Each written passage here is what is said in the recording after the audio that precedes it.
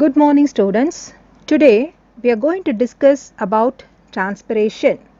What is transpiration? The loss of water in the form of vapor from the aerial parts of the plant body is called as transpiration. Where does it occur?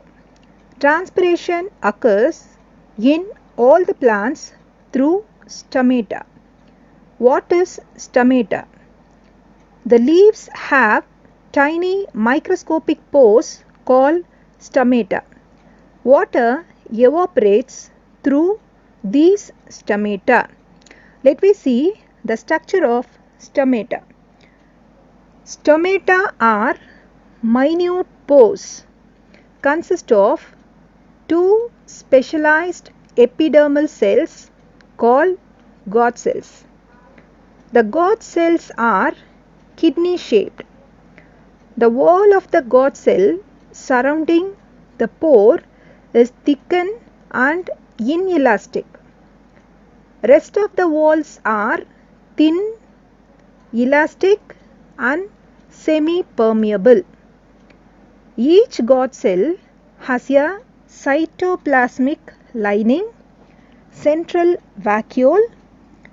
Its cytoplasm contains single nucleus and number of chloroplasts. The chloroplasts of God cells are capable of very poor photosynthesis.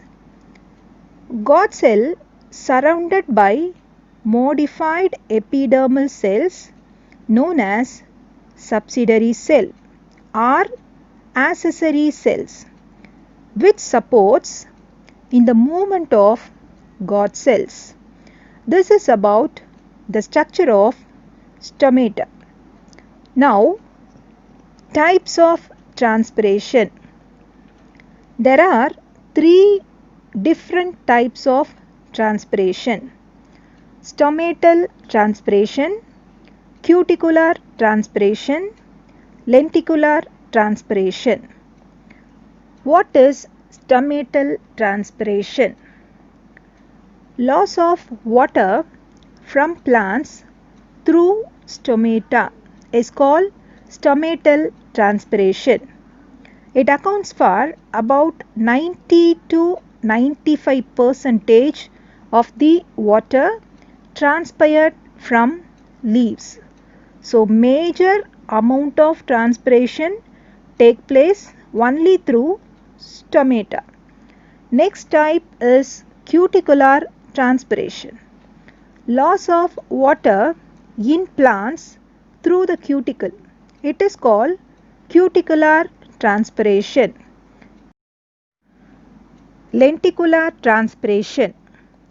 Loss of water from plants as vapor through the lenticels. The lenticels are tiny openings that protrude from the barks in woody stems and twigs as well as in other plant organs. This is lenticular transpiration. So these are all the three different types of transpiration. Why transpiration is necessary for plants? It creates a pull in leaf and stem for transport of water. It creates an absorption force in roots. Hence, the water absorbed by roots from soil. It is necessary for continuous supply of minerals because it transports minerals from soil to all parts of the plant. It regulates the temperature of the plants. Because of these reasons, transpiration is necessary in plants. Let me pass on exchange of gases. What is gaseous exchange in plants? When we inhale, we breathe in a mixture of gases we need for survival. When we exhale, we breathe out the waste products. In plants, carbon dioxide and water are two substances needed for survival. Carbon dioxide enters through the stomata.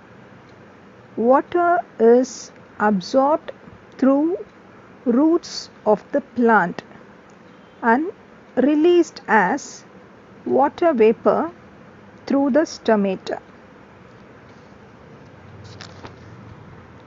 How does the plant get air? The leaves have minute pores called stomata through which the exchange of air takes place. These minute pores can be seen through a microscope. Air exchange takes place continuously through the stomata.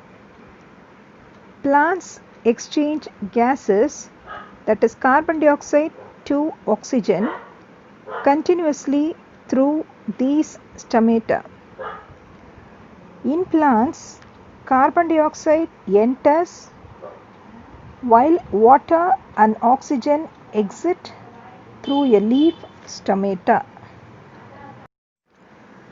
So far we discussed about transpiration. Transpiration is nothing but the loss of water in the form of water vapor from the aerial parts of the plant body is called as transpiration. Then different types of transpiration, which include stomatal transpiration, cuticular transpiration and lenticular transpiration. Next, what are the importance or significance of transpiration? Then how the exchange of gases takes place in plants. That's all about today's class. Thank you.